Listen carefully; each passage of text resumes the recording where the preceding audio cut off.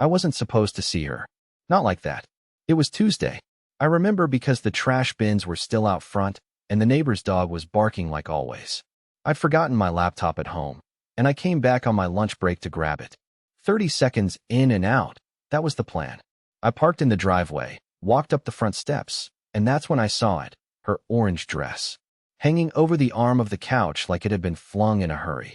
That dress was loud. She never wore it unless she wanted to be noticed. The last time she put it on was our anniversary, and she made a point of telling me it was for my eyes only. So why was it crumpled there, in the middle of the day, when she said she was at yoga? I stepped inside. Quiet. The air in the house felt too still, like it was holding its breath. Her phone buzzed on the kitchen counter. She never left it unattended. I shouldn't have looked. I know that. But something in me, some bone-deep instinct, said I had to. The message preview lit up the screen. You were amazing today. Let's not wait another week. Lunch tomorrow? No name. Just a number. And 3 red heart emojis. I don't remember breathing. I just remember standing there, one shoe still on, and hearing the wind through the slightly open back door. I stepped out quietly, and there she was. Margot, my wife of 12 years. In our backyard. Laughing. Sitting cross-legged on the patio table. With a man I had never seen before. He was shirtless. She was wearing my hoodie. His hand was on her thigh. I didn't yell. I didn't confront. I backed away like I was escaping a crime scene, because in a way, I was. The death of something sacred. That night, she came home 2 hours after me. Said yoga class went late and that her phone died. I asked her how yoga went. She smiled and said, invigorating. I didn't tell her what I saw. I didn't even bring up the dress. Instead, I did something I didn't think I was capable of. I started planning. Not for revenge. Not yet. But for silence. The kind that chokes. Because if she wanted excitement, she was about to get it. Just not the kind she expected. She had no idea. That was the terrifying part. She kissed me on the forehead the next morning like nothing had happened. Like I hadn't seen her on the patio with another man. Like I hadn't read that message. I've got errands, she said casually, grabbing her keys. Don't wait up. I might meet Maya for coffee. Maya, her best friend. The one she conveniently only sees when I can't verify anything. I nodded, smiled like the idiot she assumed I was, and watched her drive off in the same car we picked out together last summer. She didn't know I'd already taken a personal day. She didn't know I'd installed a location-sharing app 2 months ago after she lost her phone at the farmer's market. A market that apparently sells hotel receipts now. I waited 10 minutes. Then I left too. She didn't go to a coffee shop. Not even close. She drove across town and pulled into a quiet neighborhood I didn't recognize. I parked a few blocks away and walked, pretending to jog when people passed by. She got out, checked her lipstick in the mirror, then grabbed something from the passenger seat. A small black bag, not her purse. She didn't knock on the door. She just walked in like she'd been there 100 times. The house was older. Curtains drawn. No car in the driveway. Whoever he was either hiding her or being hidden. I stayed outside, pretending to tie my shoe. 20 minutes passed. Then 40. I started shaking, not from the cold, but from what this meant. I couldn't deny it anymore. I couldn't explain it away. Then the front door opened. She came out laughing. Behind her was a man, the same guy from the backyard. He kissed her neck like it was routine. She didn't flinch. She didn't resist. She leaned into it. Like they belonged to each other. Like I was the outsider. I stepped back, nearly tripping on the curb. My heart wasn't just broken. It was humiliated. I went home, numb. Didn't answer texts. Didn't eat. That night, she came back around 9:30 p.m. Said Maya had a meltdown over a guy. Said she'd lost track of time. Said she was starving and asked if I'd made dinner. I looked her right in the eye and said, no, I figured you'd already eaten. She paused, just for a second, then smiled, kissed my cheek, and said, I love you, you know that. I didn't answer. I just stared at her. She didn't even flinch. But in my head, I made a decision. If she was going to treat our marriage like a game, I was going to learn how to play. And I had just made my first move. 3 days later, I invited her parents over for dinner. It was a Wednesday night, and I made sure everything looked picture perfect. Candles, a roast in the oven, wine on the table. I even wore the sweater Margot had bought me last Christmas, the one she said made me look less exhausted. She didn't suspect a thing. She came home around 6 p.m., kicked off her heels, and kissed me on the cheek like always. Same fake affection. Same routine. It made me sick, but I smiled through it. I'd spent the past 72 hours combing through every trace of her digital life. Deleted texts, Google Maps history, rideshare receipts. It was all there. Patterns, gaps, lies. Her new life was practically gift-wrapped. And soon, it would be unwrapped at the dinner table. Her parents arrived at 6:45. Her dad, Roger, was grumbling about traffic. Her mom, Evelyn, hugged Margot and complimented the wine. They didn't know anything yet, just thought we were being sweet for hosting a midweek meal.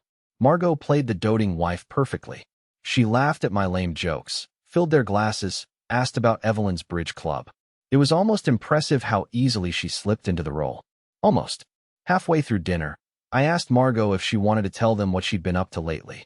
Her fork paused halfway to her mouth. "What do you mean?" she asked, trying to sound casual. I looked at her parents. Margot's been exploring, rediscovering herself. Right, babe? She blinked. Her mom tilted her head. Exploring. Margot forced a smile. "Oh, just yoga. Painting, you know. Hotel rooms on the east side," I added. "Twice a week." You could hear a pin drop. Her father set down his fork. "What the hell are you talking about?" I kept my eyes on Margot. "I'm talking about Leo. The man who's been sending her lunch receipts, booking midday rooms, and texting her about how he likes her in my hoodie." She turned ghost white. Her hand trembled. "Lowell, not now." "No, Margot. Especially now." Her mother gasped. "Margot, is this true?" Margot stood up, her voice shaking. "This is between me and Lowell. You had no right to do this." "Neither did you," I said, keeping my voice calm. "But here we are." Her father looked like he was going to explode. "Are you having an affair? Answer the question." Margot didn't. She just walked out of the dining room and slammed the bedroom door shut. Her parents were stunned. I didn't even need to explain. The silence did it for me. That night, they left without dessert. Margot didn't speak to me until morning. And even then, it was only to hiss, "You humiliated me." I just nodded. Because that was the point. The morning after the dinner disaster, Margot stomped around the house like I'd committed a crime against humanity. She wouldn't look at me, wouldn't speak, wouldn't even acknowledge the fact that her parents had left in tears while she hid behind a locked door like a teenager. Meanwhile, I was oddly calm. Maybe too calm. The kind of calm that comes after weeks of being gaslit into believing you're imagining the truth sitting right in front of you. By noon, she finally cracked. She marched into the living room, arms crossed, jaw tight. "You had no right to drag my parents into our issues." "Our issues?" I asked. "So now they're ours? Not just yours?" She rolled her eyes. "You're blowing everything out of proportion, Lowell. You always do. You twist small things into catastrophes." Small things. Right. A secret midday romance unfolding behind my back, complete with pet names, hotel bookings, and her wearing my clothes for another man. Sure, just an adorable little hiccup. I didn't argue. Not because she was right, but because it didn't matter anymore. Arguing with her was like screaming into a hairdryer, loud, pointless, and only blowing hot air. Instead, I simply said, "I wonder if he'll say the same thing." She froze. "Who?" I didn't answer. I just picked up my phone from the table, scrolled through recent calls, and pressed 1. Her face dropped when the ringing started. Then hello. A man's voice. Smooth. Too confident. Too familiar. I turned on speaker. "Hi," I said. "This is Lowell. Margot's husband." Dead silence. I swear I could hear his pulse through the line. "I think we should talk," I continued. "Man to man. Since you've been spending so much quality time with my wife." "Lowell, hang up." Margot hissed, lunging toward me, but I stepped back. The guy finally spoke. "Look, man, I didn't know she was." "Yes, you did," I said calmly. "You knew. But now you both know I know. So let's keep it simple. Stay away from her." Margot's eyes went wide. "You don't control me." "You're right," I said, keeping my voice steady. "But I can control who trespasses on my marriage." The man on the phone stammered. "I don't want trouble." "Then you've made the right choice," I said, and ended the call. Margot erupted. She grabbed a pillow from the couch and threw it across the room like it was going to decapitate me. "You're insane. You're ruining my life." "Your life?" I asked. "What about ours?" She stormed out of the house without another word, slamming the door hard enough to shake dust from the ceiling fan. I didn't follow her. I didn't need to. Because, for the first time in this entire mess, she was the one running. I sat down, stared at my phone, and finally allowed myself to feel something other than humiliation. The power balance had shifted, but I had no idea how fast things were about to escalate. Margot didn't come home that night. No texts, no calls, nothing, just silence. For the first few hours, I didn't care. Honestly, it felt like a break. The house was quiet, peaceful even. I poured myself a drink, sat in the living room with Dagger the cat curled at my feet, and for the first time in weeks, I didn't feel like I was walking on eggshells. But as midnight passed, and then 1 a.m., that calm started to rot into something else, something colder. At 2:06 a.m., headlights swept across the front windows. I got up, expecting to see her stumbling out of an Uber or maybe Leo's car. But instead, 2 uniformed officers stepped onto the porch. My stomach dropped. I opened the door before they knocked. One of them, a tall guy with a calm voice, asked, "Are you Lowell Trenner?" "Yes." "What happened?" "Do you know a Margot Trenner?" "She's my wife," I said, pulse already racing. "She was involved in a domestic disturbance earlier this evening. She gave this address as her residence. We're just trying to get a full picture of the situation." I stared at them. A disturbance? She was found outside a restaurant on Mercer Avenue, yelling at a man. Witnesses said she became aggressive and tried to hit him with her handbag. The man refused to press charges, but she appeared emotionally unstable. Emotionally unstable? That was an understatement. She wasn't arrested, the officer continued, but she didn't want to return home. We offered her assistance, but she declined. She said she needed time. Time for what? I asked, not expecting an answer. They didn't give one. They thanked me for my time and left. I stood there in the open doorway, frozen. I didn't know whether to be angry, worried, relieved, or all three at once. What the hell had happened between her and Leo? Why was she unraveling so fast? The next morning, she walked in like nothing had happened. Hair messy, sunglasses on, keys tossed carelessly on the counter. "You called the cops on me?" she snapped. "I didn't even know where you were," I said. "They came to check on you." "Leo dumped me," she blurted, pacing like a caged animal. "He said this is too much. That you scared him off." I didn't answer. He said he didn't sign up for drama. That I was using him. Can you believe that? "Oh, I can believe it," I said, my voice low. "He figured it out faster than I did." She turned to me, furious. "This is your fault. You embarrassed me. You made me look insane. You did that all by yourself, Margot." She grabbed her overnight bag and stormed off again. But this time, she didn't slam the door. This time, she shut it softly. Carefully. She was cracking, and I wasn't going to stop her fall. Because the deeper she spiraled, the clearer I could see my way out. The morning after Margot's meltdown, I sat in my car outside a quiet brick office building. No name on the door, no big legal sign, just a frosted glass window with initials. Discreet, just how I needed it. I'd made the appointment 3 weeks ago, right after I saw her with him the first time. Back then, it was just a backup plan. Something I wasn't sure I'd use. But now, it felt like the only move that made any sense. The attorney, Ms. Halpern, was younger than I expected, sharp-eyed, no-nonsense, and refreshingly uninterested in small talk. I gave her the short version of the situation, leaving out the screaming and the late-night visits from cops. She didn't blink. "Do you have evidence of infidelity?" she asked. "Photos. Messages. I've got the texts backed up on a separate cloud account." "Good," she nodded. "That makes things cleaner. And the financials? Any joint assets? Property?" I told her about the house, the shared savings, her business account she used for freelance design work. That's when she paused. "Does she have any other accounts?" she asked. I hesitated. "Not that I know of. At least, not under her name." "Check anyway," she said. "People who hide affairs often hide money." That sentence hit like a slap. I left her office with a folder of paperwork, instructions, and a list of documents to start pulling together. I didn't go home right away. I drove around town, trying to clear my head, trying to decide whether I still felt sad or if I was finally just numb. Later that night, while Margot was asleep in the guest room, which she had started calling her creative space, I pulled out her old laptop from the closet. She hadn't used it in over a year. The battery was dead. I charged it, booted it up, and sat through the slow loading screen like I was defusing a bomb. It didn't take long. Buried under a folder named Taxes _2019 was a subfolder called M. Inside that, screenshots, receipts, photos of her and Leo, some cropped, some not. But worse, a spreadsheet. Password protected, but not encrypted. The password was our cat's name. Of course. Inside the spreadsheet were numbers. Lots of them. A separate account under her maiden name. Thousands of dollars being transferred every few weeks from what looked like client invoices. She'd been routing money out of our shared business projects, little by little, like dripping poison into a cup. And then I found it. A payment labeled for New Start. It had been transferred just 2 days before she tried to lie to her parents over dinner. I sat there staring at the screen, my pulse pounding. It wasn't just cheating. It was premeditated. She wasn't just slipping away. She was building a lifeboat behind my back. That was the moment I stopped feeling sorry for her. She wanted a new start?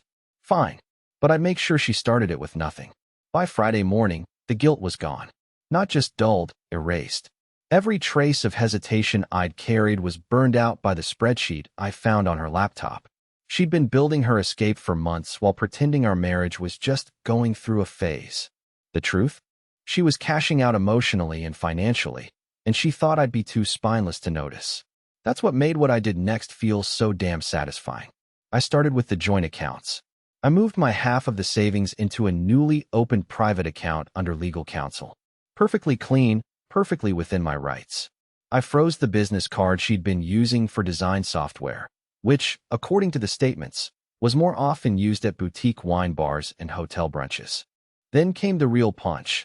I contacted the bank that handled her hidden account, the one under her maiden name. I couldn't close it, but I could report the unauthorized use of shared business funds. That flagged the account for review and temporarily froze the balance. The same money she was counting on to vanish with. Legally paralyzed. I didn't tell her any of this yet. Instead, I made a dinner reservation. It was a nice place, not over-the-top fancy, but upscale enough that people dressed nicely, spoke quietly, and pretended their lives were perfect for an hour. I told her I wanted to talk things through like adults. She showed up in full performance mode. Hair curled, heels clicking, face set to wounded but dignified. She thought this was my attempt to win her back. She thought she still had control. She sat down across from me, ordered a glass of red, and gave me that half-smile she always used when she wanted something. "So," she said, crossing her legs slowly, "are we finally going to stop playing games?" I reached into my jacket pocket and slid the envelope across the table. She looked at it, then looked at me. "What is this?" she asked. "Divorce papers," I said. "Already filed. Already signed. You just need to add yours." Her expression cracked for the first time. "Lowell, are you serious?" I nodded. "I've already spoken to the bank. Your side account's frozen pending review. Oh, and Leo? He's blocked me on everything.